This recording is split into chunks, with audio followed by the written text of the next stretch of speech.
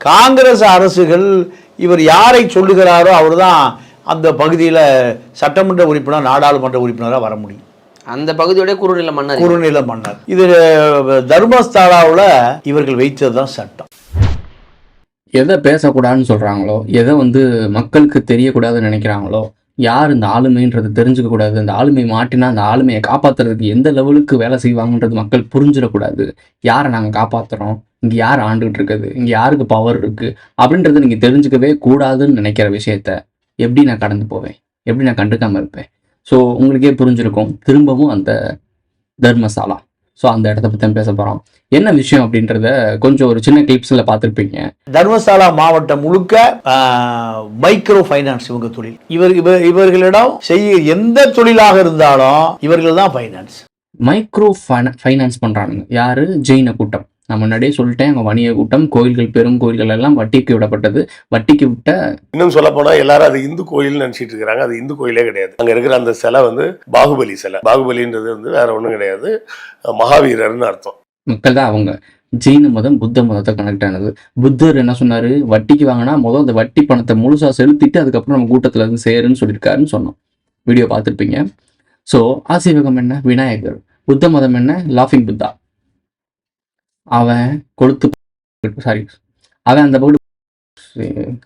இந்த பக்கம் பெரிய மனிதர் மாதிரி இவங்களாம் செல்வ நல்லா தொந்தி தொப்பையுமா உட்காந்துட்டு இருந்தாருன்னா, அதே தொந்தி தொப்பையை இங்கே மூக்க முட்டி போட்டு விட்டு விநாயகர் ஆக்கி விட்டாங்க. இதெல்லாம் நம்பிக்கிட்டு உட்காந்துருக்கு முட்டா பே கூட்டம் தான் நம்மளாம். ஆசீவகம் சொல்லிட்டு நம்ம மண்டையில மாவரைச்சு போயிருக்காங்க. இந்த சைடு நம்ம ஊர் சைடு ஆசீவகம் சொல்லிட்டு இருக்க ஒரு கும்பல் இருக்குல்ல, இவங்களும் இதை வேலை தான் பார்த்துருக்காங்க. இதை பற்றி நம்ம ஏற்கனவே 2-3 வீடியோஸ் போட்டாச்சு. டிஸ்கிரிப்ஷன்ல தரேன், லாஸ்ட் வீடியோ எண்டிங்லையும் கொடுக்குறேன், பார்த்துக்கங்க. குரூப்போட இருக்கு.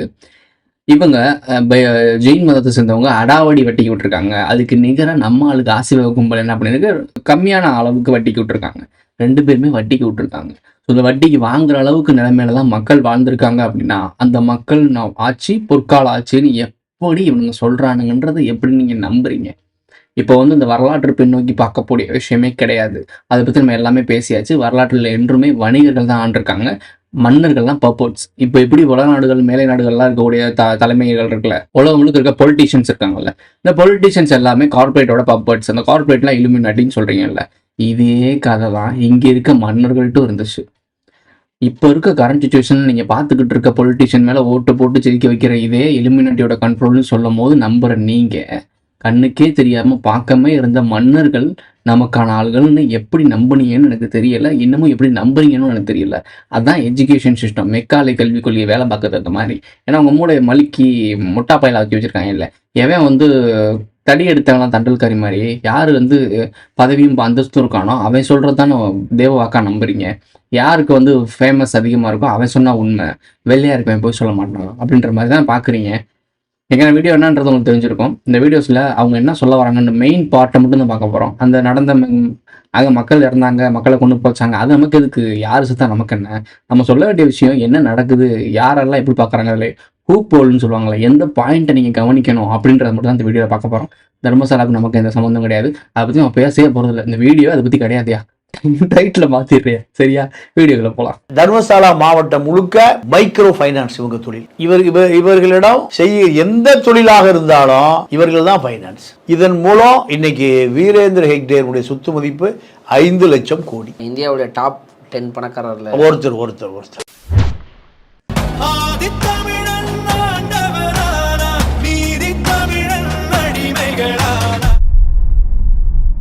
டிஎன் போர்டு, கேரளாவுக்கு ஒரு போர்டு, ஆந்திரா, எல்லா ஸ்டேட்டுக்கும் ஒரு போர்டு இருக்கும்ல. டிஎன்னா டிஎன் போட்டு நம்பர் ரிஜிஸ்டர் ஆகும்.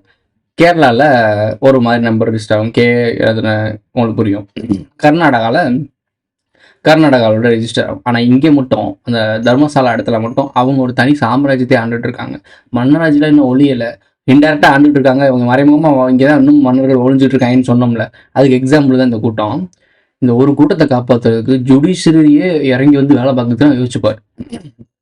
5 லட்சம் கோடியா? என்னடா சொல்றீங்க? 5 லட்சம் கோடி தானே சொன்னாரு. எனக்கு தெரிஞ்சு நான் நினைவு இருக்கும் போது இந்தியாவோட கடன் மதிப்பு 2 லட்சம் கோடின்னு சொன்னாங்க. இப்போ 3 லட்சம் கோடி ஆயிட்டுன்னு வச்சுக்கோமே. 3 லட்சம் கோடி கடன் ஆயிடுச்சுன்னு வச்சுக்கோம். இந்தியாவோட கடனை அடைக்கிற அளவுக்கு இவங்ககிட்ட சொத்து இருக்கு. திருவனந்த ராஜவம்சம் இருக்குல்ல, அவங்களுடைய அந்த கோயிலில் மட்டும் 2 லட்சம் கோடி மதிப்புள்ள நகைகள் கைப்பற்றப்பட்டுருச்சு. இன்னுமே எவ்வளோ சுத்தபுத்து அவங்களுக்கு தனியாக இருக்குது, லேண்டுலாம் இருக்குன்னு எனக்கு தெரியல. கோயிலில் சுற்றி வணிகமும் பணமும் பொருளுது அப்படின்னா கடவுள்கள் இத்தனை பணத்தை வந்து கொடுத்தாங்களா, டொனேஷன் வாங்கினாங்களா, அதாவது கடவுளுக்காக அவங்களாம் டொனேஷன் கொடுத்தாங்களா? கடவுள் நம்பிக்கையை வச்சு சேர்க்கப்பட்ட சிறுக மணிகள் தான் இவ்வளோ பெருசாக மாறிட்டு இருக்கு. இந்த தர்மசலாவில் வந்து ஒரு வழக்க முறை இருக்கா. அங்கே இருக்கவங்க கும்பிட போகிறவங்க என்னன்னா, யார் முதல் மாதம் சம்பளம் வாங்குறாங்களோ அங்கே போய் வச்சுருவாங்க. இது யார் பழக்கிருப்பான்னு யோசிச்சு பாரு. அப்போ எவ்வளோ காசு அங்கே சேர்ந்துட்டு இருக்குன்னு பாரு. திருப்பதி மாதிரி இதுவும் அப்போ எப்பேற்பட்ட ஒரு இடம் பார்த்துக்கோங்க. இப்போ அவங்க சொன்னதை நோட் பண்ணியிருப்பீங்க, வணிகம், வட்டி வந்துட்டாலும் அவங்க புரிஞ்சிருக்கணும் என்ன விஷயன்றது. நம்ம தர்மசாலாவில் இருக்கக்கூடிய பிணங்களை தேண்ட போறதில்ல, அந்த பிணந்தண்ணி கழுகுகளை தான் பார்க்க போறோம். கழுகுகள் பிறக்குதில்ல, மேல இருக்க கழுகுகள் தான் பார்க்கணும். எப்பயுமே நம்ம கீழே இருக்க பணத்தையே கவனிச்சுட்டு இருக்கோம், அந்த கழுகு கவனிக்கணும். கழுகுக்கு எப்படி தெரியுது அங்கே பணம் இருக்குன்னு? அப்போ கழுகுக்கு ஏதோ ஒரு மேட்டர் இருக்கு. அப்போ அந்த கழுகு நோன்னாலே விஷயம் புரிஞ்சிடும். கழுகு எங்கெங்கெல்லாம் இருக்கும் அங்கெல்லாம் பிணங்கள் இருக்குன்ற அர்த்தம். புரிஞ்சுக்கோ. இவருடைய செல்வாக்கு எப்படி நம்ம இவர் எப்படி ஆளுன்னு நம்ம பார்க்கணும்னா, ஆர்எஸ்எஸ் ஆரம்பிக்கப்பட்டு 100 ஆண்டு இந்த 2025 முடியுது. வரவேற்பு குழு தலைவர் அகில இந்தியாவுக்கு. அப்ப ஆர்எஸ்எஸ் இவர் எதை கட்டளை எடுக்கிறாரோ அதை ஆர்எஸ்எஸ் செய்யும். இந்த கோவில் சம்பந்தப்பட்ட ஆட்கள் வந்து காங்கிரஸ், பிஜேபி எந்த கட்சி வந்தாலும் இவங்களோட செல்வாக்கு வேணாம். அகில இந்திய வரவேற்பு குழு தலைவர் அவர், அதாவது ஆர்எஸ்எஸ் டாப் பொசிஷன்ல இருக்காராம். இவர் சொன்னா ஆர்எஸ்எஸ் செயல்படுமா, ஆர்எஸ்எஸ் சொல்றது இவர் செயல்படுவார். இப்போ நானின்றி நீ இல்லை, நீ நின்றி நான் இல்லைன்னு சொல்றாங்க. ஜெயினருக்கும் ஆக்சுவலாக அவங்க ஜெயின வழிபாடை சார்ந்தவங்க, ஜெயினர்கள் அவங்க. ஸோ ஜெயின வழிபாடை சேர்ந்தவங்க, இதுக்கப்புறம் தான் உள்ள மைன்யூட்டாக மேட்டர்லாம் வருது. ஸோ அவங்க ஒரு ஜெயினர்கள். ஸோ ஜெயினர்கள் ஹிந்து கோயில, அதாவது புத்தமும் சைவமும் இப்போ ஒன்று சேர்ந்துச்சு. அங்கே இருக்கிறது சிவன் கோயில்ன்றாங்க. ஆனால் அங்கே இருக்கிறது வந்து யாருன்றாங்கன்னா மர்கலிக் கோசலர் இருக்கார்ல, அவரோட ஸ்டாச்சுன்னு சொல்கிறாங்க. அதாவது பாகுபலியோட ஸ்டாச்சுன்னு சொல்கிறாங்க. இன்னும் சொல்ல போனால் எல்லாரும் அது இந்து கோயில்னு நினச்சிட்டு இருக்கிறாங்க. அது இந்து கோயிலே கிடையாது. அங்கே இருக்கிற அந்த சிலை வந்து பாகுபலி சிலை. பாகுபலின்றது வந்து வேற ஒன்றும் கிடையாது, மகாவீரர்னு அர்த்தம். இந்த கோயில்ல இருக்க சிலை வந்து பாகுபலி சிலை. ரமண பலகுலா அப்படின்னு நீங்க போட்டு பாருங்க, பாகுபலின்னு ஒரு சிலை வரும். பாத்தீங்கன்னா கிட்டத்தட்ட ஒரு 40 அடி 50 அடி உயரத்துக்கு நிர்வாணமா நிற்கக்கூடிய மகாவீரரோட சிலை. மகாவீரர் தான் பாகுபலின்னு சொல்லுவாங்க. நிர்வாண நிலையில், அதாவது நிர்வாண நிலைன்னு சொல்றதுன்னா எல்லாவற்றையும் துறந்தவர், உடைகளும் வேண்டாம் அப்படின்ற அளவுக்கு எல்லாத்தையும் விட்டு விலகினவர் அப்படிங்கிறது தான் அதோட அர்த்தம். மகாவீரர் ஸ்டாச்சு, மகாவீரெலாம் கும்பிட்றாங்க ஜெயினர்ஸ். அதுக்கப்புறம் சைவம் ஆட்சி வந்து சில பல்லவர் காலம், அப்புறம் பாண்டியர் காலம்லாம் திருப்பி கலவர யுத்தத்துக்கு அப்புறம் மீட்டெடுத்தாங்கல்ல. கலவர யுத்தத்தெல்லாம் இவங்கெல்லாம் செல்வ செழிப்பாக வாழ்ந்தாங்க. அதை நம்ம கலவர யுத்தத்தை பற்றி பேசியிருப்போம். அதுக்கப்புறம் மெம்பர்ஷிப்பில் ஒரு வீடியோ போட்டிருப்போம், அதையும் பார்த்துருப்பீங்க. ஸோ கலவர யுத்தத்தில் டாப்பில் வந்தவங்க தான் இந்த ஜெயின மதமும் புத்த மதமும் சமண மதமும். இது 3 ஒன்று தான் இருந்துச்சு. ஆசிவகம் ஒடுக்கப்பட்டுச்சு. ஓகேவா, சிம்பிள். இப்படி ஒரு விஷயம் நடந்த பிறகு அதுக்கப்புறம் திரும்பி கலவர யுத்தத்தை முடிச்சு வைக்கிறாங்க. யாரு? நம்முடைய முத்திரையர் தான் முடிச்சு வைக்கிறாங்கன்னு சொல்லி பிக்கிப்படியா சொல்லுது. பட் பாண்டியர்கள்னு வச்சுக்குவோம். பாண்டியர் மன்னர்கள் மீண்டும் எழுந்து வராங்க. அதுக்கப்புறம் பல்லவர்கள் வராங்க. பல்லவர் காலத்துல திருப்பியும் இந்த சமணமும் புத்தமும் கொஞ்சம் செல்வ செழிப்பா வளர ஆரம்பிக்கிறாங்க. ஏன் மன்னர்கள்லாம் வரும்போது மதங்கள் வளருது? நாட்டு மக்களுடைய பிரச்சனைகள் தான் தீரணும், நாட்டு மக்களோட செல்வ செழிப்பு தான் வளரணும். ஆனா புத்த மதம், சமண மதம், இந்த மாதிரி ஆசிவகம், இந்த மாதிரி மதங்கள்லாம் குண்டாங்குறையா வளர்ந்துகிட்டு இருக்கே. மதங்கள்னால இங்க என்ன அடைஞ்சோன்னு எனக்கு தெரியல. மதத்தினால் இங்க என்ன பயன் அடைஞ்சிச்சுன்னு தெரியல. மதத்தினால் பிரிவுகளும் சண்டைகளும் தான் நடந்திருக்கு. கழுவேற்றம் நடந்திருக்குன்றாங்க, அது நடந்திருக்காங்கன்னு சொல்ல பல சிக்கல்கள் தான் நடந்திருக்கு. சொல்றதை நோட் பண்ணி பார்த்தீங்கன்னா ஆர்எஸ்எஸோட மெயின் தலைகட்டுன்னு சொல்றாங்க. அது மட்டும் இல்லாமல் நம்ம இன்னும் குறிப்பிட்ட விஷயங்கள்லாம் இன்னொரு விஷயமும் இன்னொரு எழுத்தாளரும் பேசுகிறார் ஒரு விஷயம், அதையும் நீங்கள் பார்த்துருப்பீங்க. மகாவீரர்னு சொல்லியிருக்காரு. அங்கே இருக்க ஸ்டாச்சு மகாவீரர் ஸ்டாச்சு அங்கே சிவன் கோயிலாக மாற்றி வச்சுருக்காங்க. இதை டேக் ஓவர் பண்ணும்போது திருப்பி சைவம், அதாவது சொல்கிறேன்ல, புத்தமும் ஆசிவமும் சண்டை போடும்போது யார் ஜெயிக்கிறானோ அவனை அடித்து கொண்டு குழுப்படுத்திருக்காங்க. இவங்க தான் மதத்தை காப்பாற்றுறவங்க.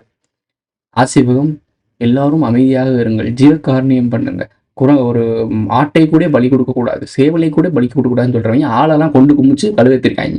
இதே தான் ஆப்போசிட் ஜெயின மதம்ன்றது புத்த மதத்தை சார்ந்தவங்க தான். அப்படி மாஸ்க்லாம் மாட்டிருப்பாங்கல்ல, காத்தில் கூட கிருமி இருக்கும், அதை கூட கொண்டு விடக்கூடாது, தரையை கூட்டியே போவாங்க, இல்லை தரையில கூட எறும்பு இருக்கும், மிதிச்சிடக்கூடாதுன்னு சொல்ற ஆட்கள் தான் 300 பணம் கிடக்கும், 6000 மிஸ்ஸிங் கேஸா.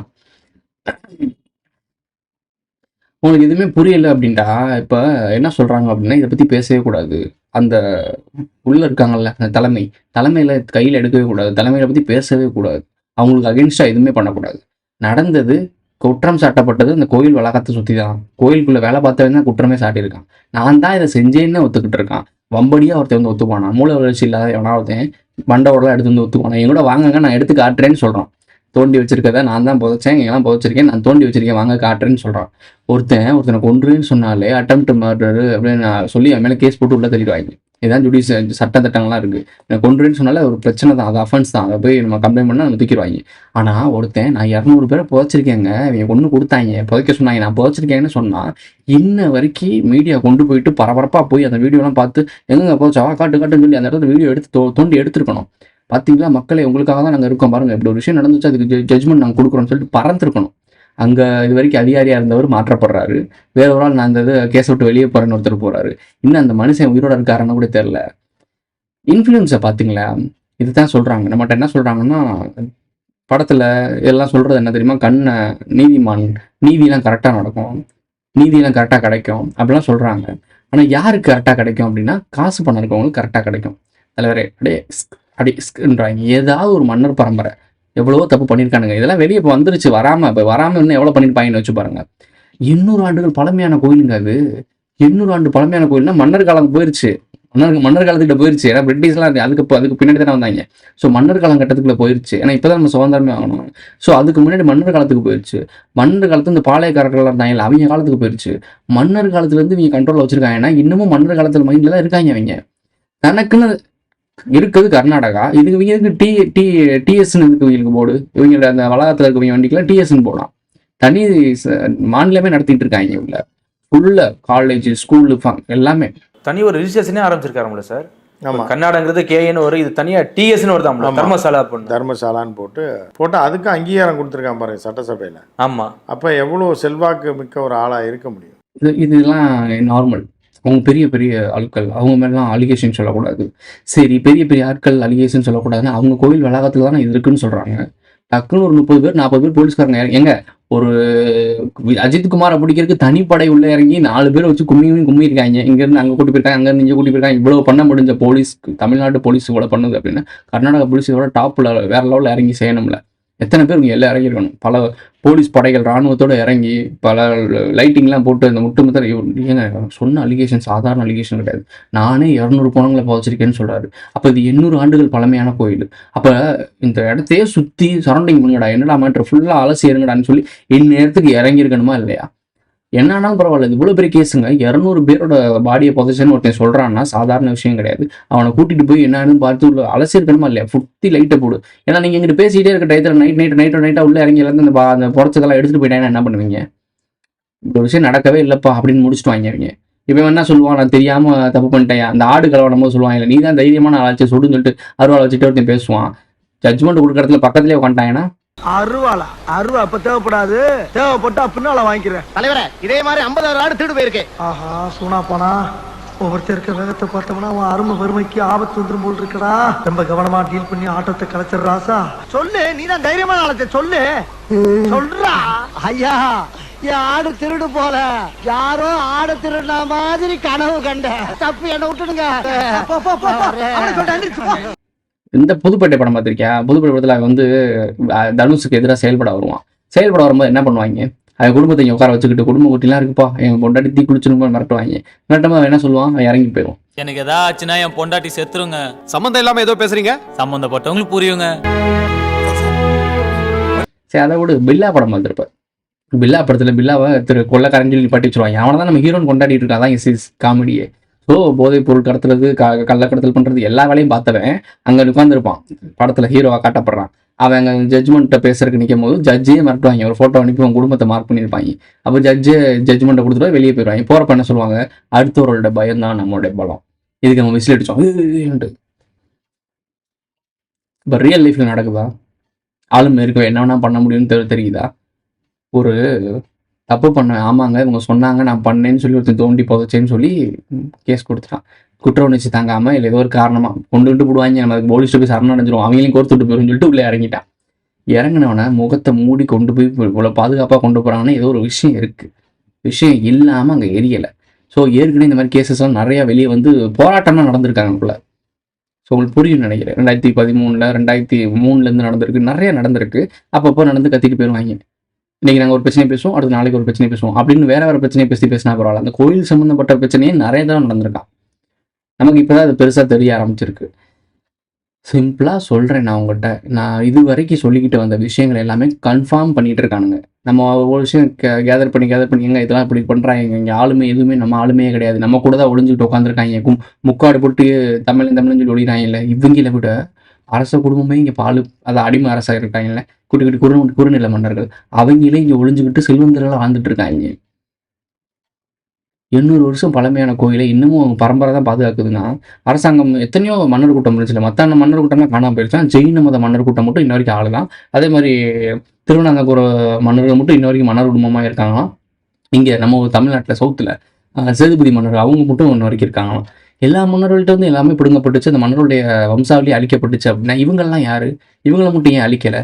அப்போ இவங்க ஏதோ ஒரு சலுகை கிடைச்சிருக்கு அப்படின்னா இவங்க என்ன பண்ணாங்க?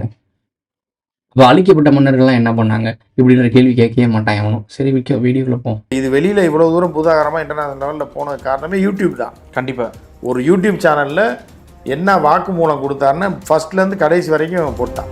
யூடியூபர்னால தான் விஷயம் வெளியே வந்திருக்குன்றது ஓப்பனாக சொல்கிறாரு. இவர் ஒரு செய்தியாளர் சம்மந்தப்பட்ட ஆள் தான். ஸோ பல ரிட்டையர் ஆனார்னு வச்சுக்கோங்களேன், எக்ஸ்பிளைன் பண்ணுறாரு. யூடியூப் மூலமாக தான் வெளியே வந்திருக்கு. ஆனால் யூடியூபர்லாம் பேசக்கூடாது, யூடியூபர்களுக்கு ஒரு சட்டத்திட்டம் வரும், யூடியூபர்கள் வந்து உண்மையை பேசக்கூடாது, யூடியூபர்களுக்கு கட்டுப்பாடு வரும்னு சொன்னோம்ல, அது கொஞ்சம் கொஞ்சமாக கொண்டு வந்தானுங்க. ஆனால் பெருசு அளவில் கொண்டு வர முடியல. ஏன்னா அவனுங்க நினச்சது இங்கே நடக்கலை. அவனுங்க ஃபியூச்சர் பண்ண பிளானிங்லாம் இது வரைக்கும் நடந்துருச்சு. ஏன்னா மக்களுடைய அவேர்னஸ் ரொம்ப கம்மியாக இருந்துச்சு, அதனால இது வரைக்கும் அவங்களோட பிளானிங்லாம் சூப்பராக நடந்துருச்சு. பட் இந்த காலகட்டங்களில் அவேர்னஸ் அதாவது ஒரு சில குறிப்பிட்ட மேஜரான மக்கள் முன்னாடி இருந்தவரை விட இப்போ அவேர்னஸ் ஆன மக்கள் கொஞ்சம் அதிகமாக இருக்காங்க. ஸோ இப்போ அவனோட சட்டத்திட்டங்கள்லாம் அவன் பண்ண பிளானிங்லாம் நிறைய ஃபெயிலியர் ஆகிட்டு இருக்கு. நானே கண் கூட பார்த்துட்டு இருக்கேன், ஏகப்பட்ட விஷயங்கள் ஃபெயிலியர் ஆகிட்டு இருக்கு. ஆனால் மேஜரான ப்ராப்ளம்ஸ் போயிட்டு தான் இருக்குது. பொருளாதார நெருக்கடி, அமெரிக்கா வீழ்ச்சி அடைய போகிறது, இது எல்லாமே போயிட்டுருக்கு. மேஜரான ப்ராப்ளம்லாம் அவன் கரெக்டாக காய் நகர்த்திட்டான். ஏன்னா அவன் நகர்த்தாட்டியும் அது அப்படி தான் போய் முடியும். ஏன்னா அவன் அப்படி கட்டமைச்சிட்டாங்க. ஆனால் சின்ன சின்ன விஷயங்கள் இருக்குல்ல, அதாவது தப்பு பண்ணவன் எனக்கு தான் மாட்டுவான்னு சொல்லுவாங்கள்ல, அப்படி தப்பு பண்ணவங்க மாட்டிகிட்டு இருக்கானுங்க. ஏன்னா மக்கள் சிந்திக்க ஆரம்பிச்சாங்கன்னா கொஞ்சம் கேள்வி வரும்ல, என்னடா இவங்க மட்டும் ஏதோ பண்ணுறாங்க, இங்கே மட்டும் ஏதோ மக்கள்லாம் காணாமல் போகிறாங்க, அது எப்படிங்க அந்த கோவில் சம்மந்தப்பட்ட சுற்றி அந்த கோவில் ஏரியா சரௌண்டிங்களை மட்டும் காணாமல் போவாங்களா? அது என்ன போர்ட்டல்ஸ் இருக்குது, அந்த போர்ட்டல்ஸில் போய் காணாமல் போடுறாங்களா? என்ன இது குழந்தைய ஸ்கூல் பேக்கோட புதைச்சேன்னா சொல்கிறாங்க. எவனாவது இப்படி போய் சொல்லுவானா? இல்லை விட மண்ணெல்லாம் பாதிக்கப்பட்ட எவனா சொல்லுவானா? அது நேரடியாக போய் ஜட்ஜிட்ட சொல்லி எனக்கு நீங்கள் பாதுகாப்பு கொடுத்தீங்க, என் குடும்பத்துக்கு பாதுகாப்பு கொடுத்தீங்கன்னா நான் எல்லாத்தையும் சொல்கிறேன், அந்த தலைமையில் இருக்க பேர்கள்லாம் சொல்கிறேன். இது வரைக்கும் எந்த பேரும் அடிப்படலை. ஏன் அவன் சொல்லலைன்னா இவங்க நம்பலை, கவர்மெண்ட்டையும் ஜட்ஜ்மெண்ட்டையும் இதையே நம்பலை அவர். ஏன்னா அப்போ அவங்களோட இன்ஃப்ளூயன்ஸ் இதுக்கும் மேலே இருந்திருக்கு. மக்கள் சிந்திங்க, தயவு செய்து சிந்திங்க. ஓகே, ஜெயின மதம், அதாவது சமண மதம்வாங்க, அங்கே உள்ள திருத்தங்கர்கள் ஏன்னா அவர்கள்ட்ட இருந்து இந்த இடம் வந்து ஏதோ ஒரு போர் சூழலில் கைப்பற்றப்பட்டது. ஏன்னா தென்னகம் முழுவதுமே வந்து ஜெயினர்கள் வந்து ஆட்சி புரிஞ்சு கொடுத்த ஒரு காலகட்டம் இருக்குது. ஆமாம், மீண்டும் அது சைவ மதத்துக்கு மாறுது, போர் நடக்குது, இப்போ மன்னர்கள் கைப்பற்றாங்க. இவர் சொன்னதை கவனிச்சிங்களா? ஜெயின மதத்து கோயிலை சம்மந்தப்பட்டது. ஸோ ஜெயின மத கனெக்ஷனில் இருக்குது, 800 ஆண்டுகள் பழமையானதுன்னு சொல்கிறாங்க. இது மைன்யூட்டாக நீங்கள் நோட் பண்ணிங்கனாலே உங்களுக்கு பல விஷயங்கள் புரிய ஆரம்பிச்சிடும். அந்த பல்லவர் காலத்தில் தான் ஜெயின மதம்லாம் அதுக்கப்புறம் திருப்பி தலை தூக்குச்சு. ஜெயின மதமும் புத்த மதமும் எந்த டைமிங்கில் வளர்ந்துச்சுன்னு யோசிச்சுப்பாரு. கலவர யுத்தத்தில் தான் நடந்துச்சு. அதுக்கு முன்னாடி நம்ம முன்னாடியே சொல்லிட்டோம், கோவலன் கண்ணகியோட டெத்து, பாரிவேந்தன் வள்ளல் பாரி இறந்தான்ல, அந்த வள்ளல் பாரி இறந்ததுக்கப்புறம் கோவலன் கண்ணகி பஞ்சாயத்து, அங்கேருந்து பூமாச்சு கலவர யுத்தம். அதுக்கப்புறம் எங்கே முடிஞ்சிச்சு அப்படின்னா முத்திரையர்கள், முத்திரையர்களோட விட்டு பாண்டியன் பல்லவர்கள் இவங்க காலகட்டத்தில் பூம் ஆகுது மேலே. அப்போது இவங்க அரசு அதிகாரத்திலேருந்து பதவி இறக்கப்படுது, அதாவது ஆளுமை இறக்கப்படுது. அவங்க வாழ்க்கை அங்கே தான் இருந்திருக்கு. அப்படி இருந்தனால தான் 800 ஆண்டுகள் பழமையான ஒரு ஜெயின மதத்து சம்மந்தப்பட்ட ஒரு லைனேஜ் இன்ன வரைக்கும் தூக்கி ஆடிக்கிட்டு இருக்கு, டண்டக்குன்னு ஆடிக்கிட்டு இருக்கு. இன்ன வரைக்கும் 5 லட்சம் கோடி சுற்று இருக்கான். நம்ம இப்போ வெளியே சும்மா சொல்கிறாங்க 5 லட்சம் கோடின்னு சொல்கிறாங்க, இதோட அதிகமாகவே இருக்கும். சாதாரண சிஎம் வீட்டு ஃபேமிலியிலே ஏசியாவே பணக்கார குடும்பம் ஆகும்போது இவங்க மன்னர் குடும்பங்க, இவங்க தான் டிசைடே பண்ணுறானுங்க. இந்த பப்பட்ஸ் எல்லாம் உருவாக்குறதே இவங்க தான். இந்த பப்பட்ஸை உருவாக்குறவன்ட்ட எவ்வளோ இருக்கும்? சும்மா அவங்க பேசிக்காக 5 லட்சம் கோடின்னு சொல்கிறாங்க. ஆனால் எனக்கு தெரிஞ்சு நிறையா தான் இருக்கும், வாய்ப்பு இருக்குது. இன்னும் நிறைய விஷயங்கள் இருக்குது, கேளுங்க. இதெல்லாம் கேட்டு முடிச்சுட்டு இந்த வீடியோ ஃபுல்லாக பார்த்து முடிச்சுட்டு அதுக்கப்புறம் உங்களோட கருத்துக்களை கமெண்ட்டில் சொல்லுங்கள். நான் என்ன சொல்ல வரேன்றது புரியும் உங்களுக்கு. இப்போ நீங்கள் பார்த்தீங்கன்னா ஜெயின மதத்தினர் பலரை கழுமரம் ஏற்றிருக்காங்க, தமிழ்நாட்டிலலாம் ஏற்றி கொண்டிருக்காங்க. அவர்கள் செய்த கொடூரங்களும் ஜாஸ்தியாக இருந்திருக்கு. அதுக்கு முன்னாடி அமைதி மதம் வந்து சாந்தமாக நாங்கள் இருப்போம், புல் பூச்சி கூட தீங்கு நினைக்க மாட்டோன்றவர்கள் எப்படி ஒரு இதை பிடிச்சான்றதே அதே ஒரு கழுமரம் போர்ஷன். அதாவது ஜெயின மதம் வந்து கொடூர குஸ்காவாக இருந்ததுனால ஆசீர்வாதத்தில் இருக்கவங்க கழுவேற்றினாங்க. அவங்க டாப்ல திருப்பி இவங்க ரிட்டர்ன் அடிக்கும் போது அவங்க ஜெயின மதத்தில் இருக்கவங்களையும் கருவேற்றிருக்காங்க. 2 பேருமே கழுவேற்றப்பட்ட வரலாற்று இருக்கு. அது நம்ம சைடில் இருக்க ஆசியோக கும்பல் வந்து இந்த ஆசியோக சித்தர்களை கழுவேற்றி விட்டார்கள் அதை மட்டும் தான் கதருவாங்க. இதை விட ஆப்போசிட்ல இவங்க ஏத்துனாங்க பாருங்க, அதை சொல்லவே மாட்டாங்க. அப்புறம் பரசுராமன் கதையை பேசியே ஒருத்தன் காய அடிச்சிட்டு இருக்கேன். எல்லாத்தையும் பார்த்துருப்பீங்க, இந்த விஷயங்களை கவனிச்சிருப்பீங்க. நீங்கள் நல்லா மைன்யூட்டாக அதை நோட் பண்ணி பார்க்கும்போது உங்களுக்கு ஒரே ஒரு விஷயம் கிளியராக இருக்கும். இவங்க எல்லாருமே மதம் சார்ந்த ஆட்கள் அப்படின்ற மாதிரி தான் சொல்லப்படுது. ஆனால் பின்னாடி போய் பார்த்தீங்கன்னா வட்டி பிஸ்னஸ், ஃபினான்சியல்ஸ் ஸ்ட்ராங்கு. மதத்துக்கும் ஃபினான்சியலுக்கும் என்ன சம்மந்தம்? மதம்ன்றது வந்து எல்லாத்தையும் திறந்து புத்த மதமோட கோர் என்ன? அனைத்தும் அமைதியாக இரு, அனைத்து உயிர்களையும் இப்போ அன்பு காட்டு, எல்லாத்தையும் திறந்து போ. ஜெயின மதத்தோட என்ன? அப்புறம் மர்கலி கோசலார் என்ன சொன்னார்? நிர்வாணம் எய்தனால தான் நாங்கள் பாகுபலி ஸ்டாச்சுல ஒன்றுமே இல்லாமல் நிர்வாணமாக நிற்கிறாரு. நிர்வாணமாக நிற்கிறவர்கிட்ட எதுக்குடா இவ்வளோ கோடி சொத்து? அப்போ மதம்ன்ற பேரில் வச்சுக்கிட்டு ஃபினான்சியல் நடக்குது, மதன்ற பேரில் ட்ரேடிங்ஸ் நடக்குது, மதன்ற பேரில் பயங்கரமான வணிக கும்பல் வச்சு பிஸ்னஸ் பண்ணுறாங்க. இதான் நடக்குது, அவங்களுக்கு நல்லாவே தெரியுது. எதுவுமே வேண்டாம், எல்லாத்தையும் இழந்துட்டு நிம்மதியாக வாழுங்க, ஆடை கூடயே வேண்டாம்னு அவுத்து போட்ட ஒரு மதம் லட்சம் கோடியில் காசு புழங்குற ஒரு இடமா இருக்குது அப்படின்னா என்ன நடக்குதுன்னு யோசிச்சு பார்த்துக்கோங்க. நம்மளுடைய கோயில், குலதெய்வ கோயிலில் என்ன இருக்கும்? ஒரு குடிசையை போட்டிருப்போம், ஒரு சின்ன ஒரு கல் வச்சுருப்போம், பேசிக்காக சின்ன ஒரு கல் வச்சுருப்போம், யாராவது முடிச்சா எல்லோரும் காசு கொஞ்சம் சென்ட்ரிங்க போட்டுட்ருப்போம். இவ்வளோதான் இருக்கும். எல்லாரோட பேசிக்காக எல்லாரும் குலசாமி கோயிலும் இப்படி தான் இருக்கும். சரி, ஒரு பெரிய பணம் நம்ம சம்பாதிக்க ஆரம்பிச்சா நல்லா இருக்கும் அப்படின்னா ஓரளவுக்கு கோயில் எழுத்து கட்டுவாங்க. இவ்வளோதான் நடக்கும். அந்த கோயில்களுக்கும் நம்ம மட்டும்தான் போவோமே தவிர வெளியால் போக மாட்டாங்க. இப்படிதான் இருக்கும். ஆனால் இந்த பெருங்கோயில்களுக்கு எல்லாருமே போகிறானே, ஒரு டூரிஸ்ட் பிளேஸாக மாற்றிடுறானே. அப்போ அங்கே வணிகம் நடக்க தானே செய்யுது. எல்லா லெவல்லையும் வணிகம் நடக்கும்ல. வணிகர்கள் தானே எல்லாமே பண்ணுறாங்க. நாகரிகத்தை கட்டமைச்சதே நாகர்கள் தானே சொல்கிறோம். அந்த நாகர்களுக்கு வேலை பார்த்த கும்பல் தானே இந்த வணிக கூட்டம்னு சொல்கிறோம். இதுதானே நம்ம அரச குடும்பத்தெல்லாம் கண்ட்ரோல் பண்ணுச்சுன்னு சொல்கிறோம். அப்போல்லாம் எவனுமே கேள்வி கேட்கல. இப்போ இவ்வளோ பெரிய கொடூரத்தை ஒருத்தனால பண்ண முடிஞ்சு அதை பற்றி பேசவே கூடாதுன்னு சொல்லிட்டு ஜட்ஜ்மெண்ட்டே வாங்க முடியுது அப்படின்னா இங்கே என்ன நடக்குதுன்றது தெரியுதா? இந்த பாயிண்ட் ஆஃப் வியூவில் நீங்கள் சிந்திச்சு, இதுதான் டைமிங். இந்த மாதிரி இன்சிடென்ட்ஸ் நடக்கும் போது இதோட சிந்திச்சு பார்க்கும் போது தான் உனக்கு பாயிண்ட் கிடைக்கும். நாங்கள் சும்மா இவ்வளோ நாள் சொல்லிட்டு இருந்தப்போ உனக்கு பாயிண்ட் கிடைக்கல. இப்போ இவ்வளோ வேல்யூபிளான விஷயம் கிடைக்குது. இவ்வளோ இடத்துலையும் ஓப்பனாக சொல்கிறாங்க ஜெயின மதம் சொல்கிறாங்க, வட்டிக்கு விட்றாங்க, மைக்ரோ ஃபினான்ஷியல் விட்றாங்கன்னு எல்லாம் தெளிவாக உனக்கு எல்லாத்தையும் கலெக்ட் பண்ணி கொடுத்துருக்கேன். இது மூலிமா உனக்கு மொத்தமாக ஒன்று தான் கிடைக்கும். வணிகர்கள். இது ஒன்று தான் உனக்கு புரியணும். இந்த வீடியோவை பார்க்கும்போது இதை புரிஞ்சுக்கிட்டாலே உனக்கு தெரிஞ்சிடும் இவ்வளோ நாள் நாங்கள் சொல்லிக்கிட்டு இருந்த விஷயமே இதுதான்டான்னு. ஆனால் இலுமினாட்டி பேசின பாரிசாலன்னு ஒரு இந்த கும்பலில் என்ன சொல்லுவோம், எங்கேயோ இருக்கான் இலுமினாட்டின்றவன், எங்கிட்டோ போயிட்டான். ஆனால் வெளிநாடு பக்கம் நீ போய் பார்த்தீங்கன்னா சேட்டன்னு சொல்லி திட்டுறதை யாரை சொல்கிறாங்கன்னா இங்கே இருந்த சாத்தன்களை தான் திட்டுறாங்க. ஆக்சுவலாக இதை பற்றி பேசினதுனால யூதாகரன் காணாமல் போயிட்டான். யூதாகரன் தப்பான வழியில் போனால காணாமல் போனான். ஜெவகர்ன்ற ஒருத்தர் வந்து கண்டிநாயக்கர் ஆவணப்படத்தை எடுத்தார். அவர் இதை தான் கண்டுபிடிச்சார், ரூட்வே கண்டுபிடிச்சாரு. தெலுங்கர் தான் இங்கேருந்து போய் மாறுவேடத்தில் சிங்களர்களை ஒழிஞ்சுக்கிட்டு தமிழர்கள் ஆடுறாங்கன்னு கண்டுபிடிச்சாலும் இப்போ அவர் இல்லை. அவர் அதை மட்டும் தான் கண்டுபிடிச்சிருப்பாருன்னு நீங்கள் நினைக்கிறீங்களா? வெறும் கண்டிநாயக்கர் ஆவணப்படத்தை மட்டும் தான் அவர் கண்டுபிடிச்சிருப்பாருன்னு நினைக்கிறீங்களா? இன்னும் நிறையா இருக்கும் போது அதுக்கு வேலை பார்க்குற எடுபடி நாய் கூட இருந்துக்கும் போது அந்த எடுபடி நாய் என்ன பண்ணும்? மன்னிச்சிரு தம்பின்னு சொல்லிட்டு சதக் நடக்குமா நடக்காது, துரோகம்லாம் பண்ணுவாங்க. இல்லை, உங்களுக்கு எக்ஸாம்பிள் சொல்கிறேன். ராம் சரண் நடித்த படம் தான் இப்போ ரீசெண்டாக வந்துச்சு, கேம் சேஞ்சர்னு நினைக்கிறேன். கேம் சேஞ்சர் படத்தில் அந்த அவங்க அப்பா கேரக்டர் இருக்கும்ல, அவங்க அப்பா கேரக்டர் தான் நினைக்கிறது.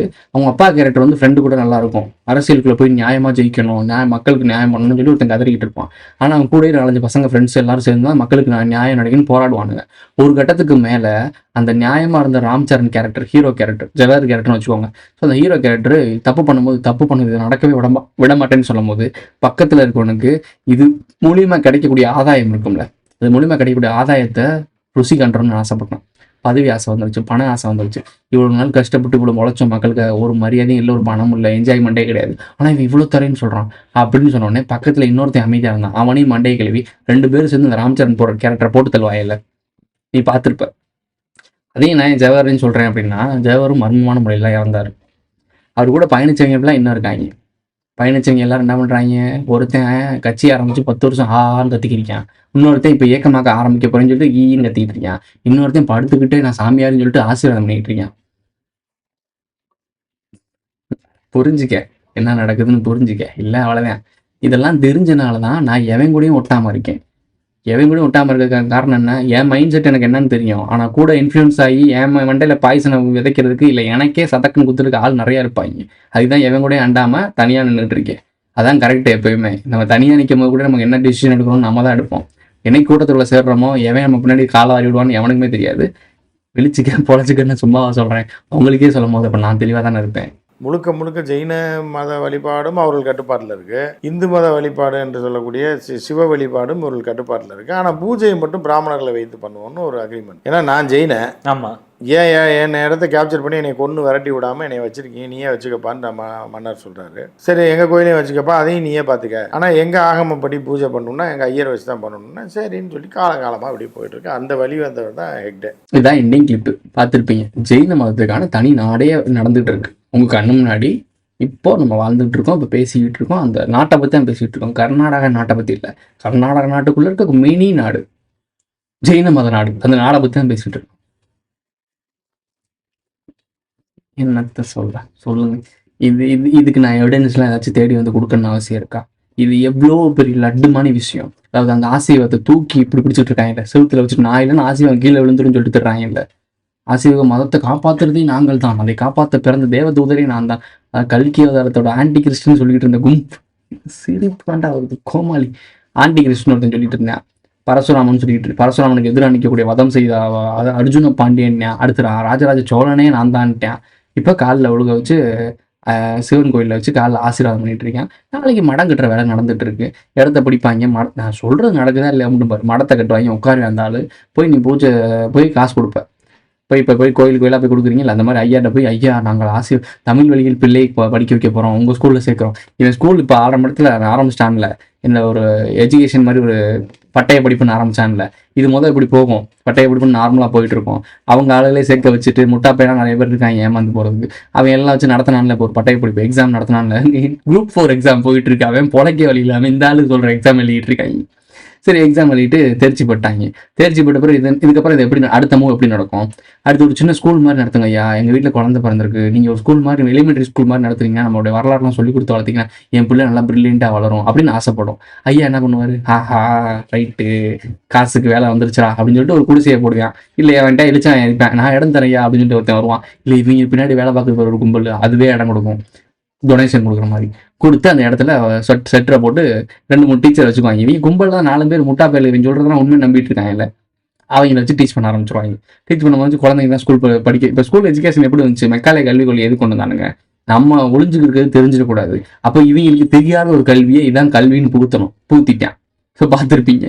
அதே மாதிரி இப்போ மக்கள் அவேர்னஸ் ஆகி வரானுங்க, நம்ம மாட்டிக்க கூடாது. அப்போ நம்மளை தவிர்த்து பரசுராமனை மட்டும் காயடிச்சு விட்றோம், தெலுங்கர்கள் வந்து இவங்கெல்லாம் கொடுத்து விட்டுருவோம். தமிழ்நாட்டுக்கு ஒழிஞ்சிருக்க எவனுமே தெரிஞ்சிடக்கூடாது. தமிழ்னு சொல்லி ஒழிஞ்சிட்டு இருந்தவங்க, வரலாற்றில் ஒழிஞ்சிட்டு இருந்தவங்க யாருமே தெரிஞ்சிடக்கூடாது.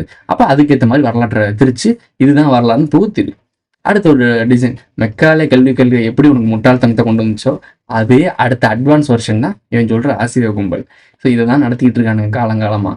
இது பேசிக்காக நீ உட்காந்து சிந்திச்சனாலே புரிஞ்சிடும். எழுச்சிக்கா பொழைச்சிக்க. இதோட இந்த வீடியோ முடிஞ்சிச்சு. இந்த வீடியோ பிடிச்சிச்சுன்னா லைக் பண்ணுங்க, கமெண்ட் பண்ணுங்க, சப்ஸ்கிரைப் பண்ணுங்க, மறக்காம பெல்லைக்கன் நல்ல போட்டு என்னோட ஃப்ரெண்ட்லாம் ஷேர் பண்ணுங்க. தனி ராஜாங்கமா எடுத்திருக்காங்களா? அதான் அவங்க நாடே தனி நாடு மாதிரி தான் நடந்து. அப்போ என்னன்னா ஜெயின மதத்திற்கான ஒரு நாடா அது மறைமுகமாக நடந்து கொண்டிருக்கு இன்னைக்கு வரைக்கும். அதை வெளியில சொல்லாமல் என்ன பண்ணனா அதிகாரிகளுக்கு விருந்து வைக்கிறது. இவ்வளோ விஷயத்த சொல்லிக்கிட்டு இருக்கேன். ஆக்சுவலாக நான் சொல்கிற விஷயம்லாம் எவனும் சொல்ல மாட்டாங்க, தெரிஞ்சாலும் சொல்ல மாட்டாங்க. ஏன்னா சென்சிட்டிவ் பயங்கரமான சென்சிட்டிவ். ஏன்னா லட்சம் கோடிகள் பொருளக்கூடிய ஆட்கள்கிட்ட இருக்க உண்மையை வெளியே பேசிகிட்டு இருக்கேன். எனக்கு தெரியும் என்னைக்கா இருந்தாலும் இது டேஞ்சர் தான் அப்படின்னு தெரியும். பட் இருந்தாலும் நான் உங்கள்கிட்ட ஓப்பனாக உடச்சி விட்ருவேன் எல்லாத்தையுமே. நான் சொல்கிற விஷயங்கள்லாம் உங்களுக்கு புரியுதா? இப்போ எனக்கு ஏதாவது ஒரு ப்ராப்ளம் வந்துச்சு அப்படின்னா இந்த மாதிரி நிகழ்வுகள் எல்லாத்தையும் நீங்கள் பூம் பண்ண ஆரம்பிச்சிருவீங்க. இது கண்டிப்பாக பிளாஸ்ட் ஆகும் பயங்கரமாக. ஸோ அதுவே அவங்களுக்கு ஆட்டாம்படுகையில் மாட்டின புழுக்க மாட்டேன். இப்போ அவங்க கண்ணில் ஒன்று தூசி மாட்டேன், நான் அதை எடுத்து போட்டுருவேன். அவங்க போடலைன்னா கண்ணே குத்தி குடஞ்சி கண்ணே பிடுங்குற மாதிரி ஆக்கிடுவேன். ஸோ அந்த மாதிரி எறும்பு தான், யானை காதுக்குள்ளே போச்சுன்னா யானையே ஒன்றும் இல்லாமல் ஆக்கிடுவேன். ஸோ அந்த மாதிரி எறும்பு நான் பார்த்துக்குவோம். இதோட இந்த வீடியோ முடிஞ்சிருச்சு. அடுத்த ஒரு வீடியோவில் சந்திக்கலாம். என்ன வேணா பண்ணிக்கோ, ஆனா உண்மையை சொல்லி எங்க மக்களையாவது காப்பாத்தியா. நான் என்ன மயிர்கிற அவங்களை காப்பாத்தணும்? சாவட்டும். நீ உண்மையிலே இந்த மக்களுக்கு நல்லது பண்ணணும்னு நினைச்சினா திரும்பி வா. நீ ஒருத்தனும் வரப்போறதில்ல உங்களை காப்பாத்த. கதை என்ன முடியலடா.